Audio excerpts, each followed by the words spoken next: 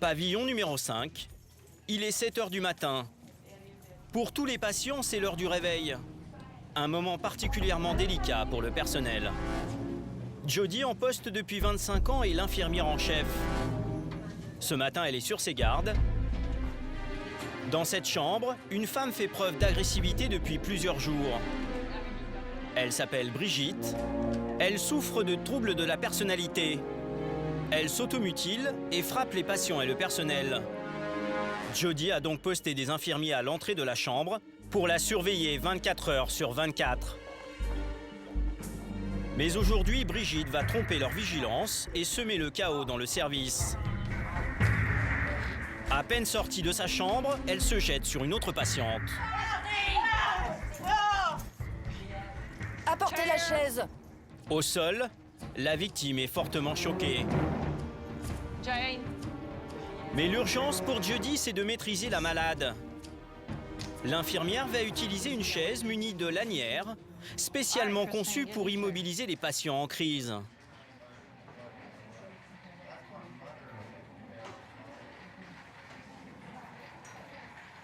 Pourquoi vous continuez à faire ça, hein? Vous aimez rester dans cette chaise toute la journée? Pourquoi vous attaquez Dolores? Vous savez ce qui se passe dans ces cas-là. Très vite, Brigitte se retrouve ligotée, incapable de bouger.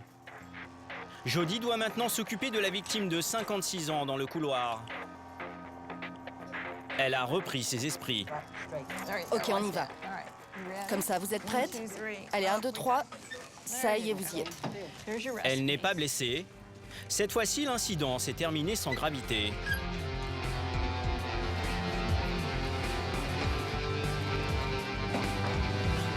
Comme sanction thérapeutique, la femme agressive va rester attachée à la chaise pendant 2 heures. Cette chaise est habituellement utilisée en prison pour contenir les détenus ultra dangereux. Les médecins de l'hôpital l'ont adoptée. La patiente est dans la chaise. Les sangles se mettent comme ça, sous les bras. Et on les attache ici en bas. Donc la patiente ne peut pas se balancer comme ça plaque le bassin contre la chaise. Les poignets sont ici de chaque côté et on peut les serrer. Les jambes sont là attachées, donc la patiente ne peut pas vous frapper.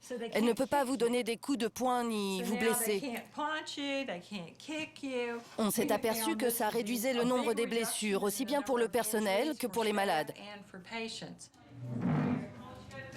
Quelques heures plus tard, la colère de Brigitte s'est apaisée.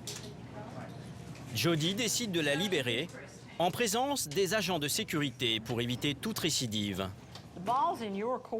La balle est dans ton camp. C'est ton comportement qui détermine si tu es attaché ou pas, si tu es dans la chaise ou pas.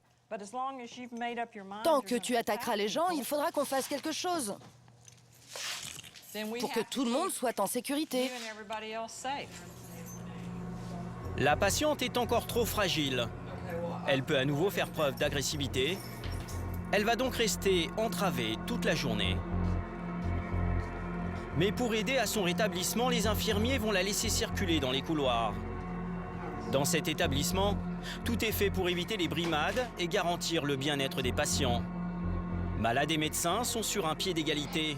C'est la raison pour laquelle le personnel ne porte pas d'uniforme. On fait tout pour ne pas avoir l'air différent des patients. Parce que ça n'aide pas le processus de guérison, donc ça fait des années qu'on met des vêtements normaux. Et ce n'est pas la seule innovation qui a fait la réputation de cet hôpital dans toute l'Amérique. Chaque jour, les dizaines de malades se dispersent sur ce qui ressemble à un gigantesque campus universitaire. Une quarantaine de disciplines sont enseignées. Mécanique, jardinage, activités sportives ou créatives et des cours pour apprendre à cuisiner. Prenez une autre bouteille de ketchup là-bas. Debbie a 54 ans. Elle a été admise ici il y a 1 an après avoir agressé violemment l'un de ses voisins. Pour elle, ce cours de cuisine est un véritable bol d'air. Ça m'occupe et ça me permet d'être active. On apprend quelque chose au lieu d'être juste un patient. L'objectif, responsabiliser les malades et préparer leur réinsertion. Dans cet hôpital, ils apprennent même à connaître leur maladie. Quand vous êtes atteint de schizophrénie, c'est plus difficile de vivre normalement. Toutes les choses qu'on fait dans la vie courante. Par exemple, payer un loyer, acheter de la nourriture, travailler, c'est plus difficile à faire pour un schizophrène. Jim, 45 ans, est le responsable de cet immense campus. Pour éduquer les malades et les surprendre, il propose régulièrement de nouvelles disciplines. Aujourd'hui, dans ce gymnase, il improvise un cours de golf. Hey Steve, Prends le club comme ça, en arrière et frappe vers l'intérieur. Tu vois ce que je veux dire. Jouer au golf, ça demande de la concentration. C'est efficace pour travailler leur tolérance à la frustration. Si vous êtes frustré, essayez le golf, vous allez comprendre. On travaille sur ce genre de choses et on travaille aussi sur la faculté à s'insérer dans la communauté. Parfois, certains patients aident les autres en leur disant, par exemple, « Moi, dans cette situation, voilà ce que je fais ». C'est vraiment une bonne manière d'apprendre à vivre ensemble. On est loin de l'univers carcéral qu'ont connu certains malades. Ils vont enchaîner les swings pendant 1 heure. L'originalité de ces méthodes thérapeutiques a un prix, 400 € par jour payés par l'État de Virginie. Mais aux États-Unis, ce type de soins n'est réservé qu'aux patients dangereux. La majorité des malades est généralement prise en charge par les urgences psychiatriques, où les médecins doivent lutter pour continuer à les traiter.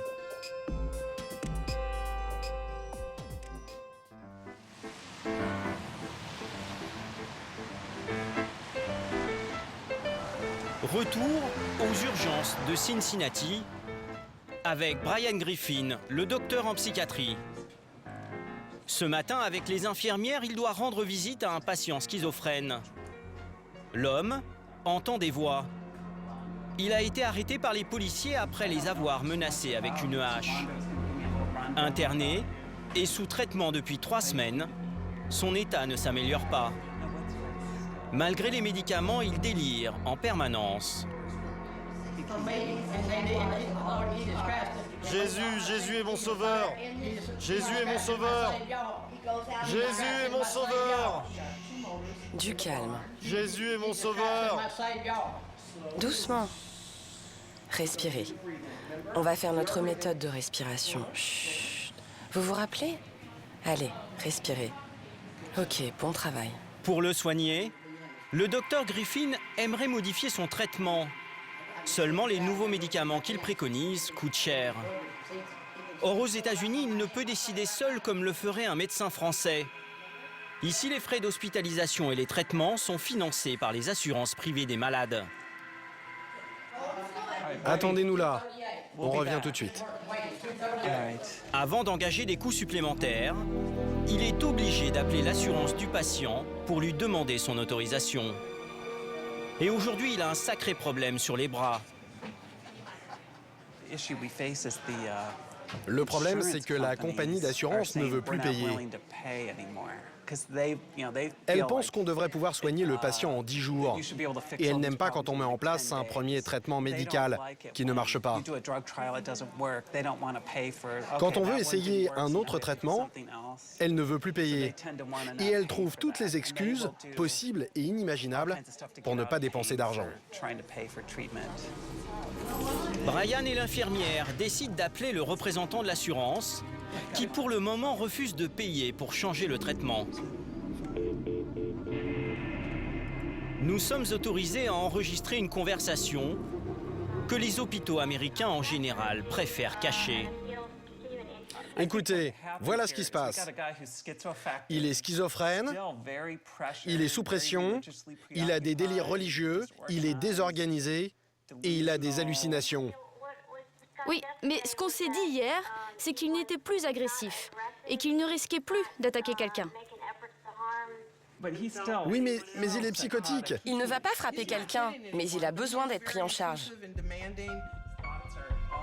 Le ton va très vite monter car le représentant de l'assurance ne veut pas entendre parler d'un nouveau traitement. Mais ça fait déjà 1 mois qu'il est là. Je sais, mais on a mis en place un traitement qui n'a pas marché. Quand vous avez des patients comme ça, il faut s'y reprendre à plusieurs fois avant de trouver le bon traitement, un traitement qu'ils vont tolérer. Non, je suis vraiment désolée, mais je ne suis pas d'accord. Ouais, je m'en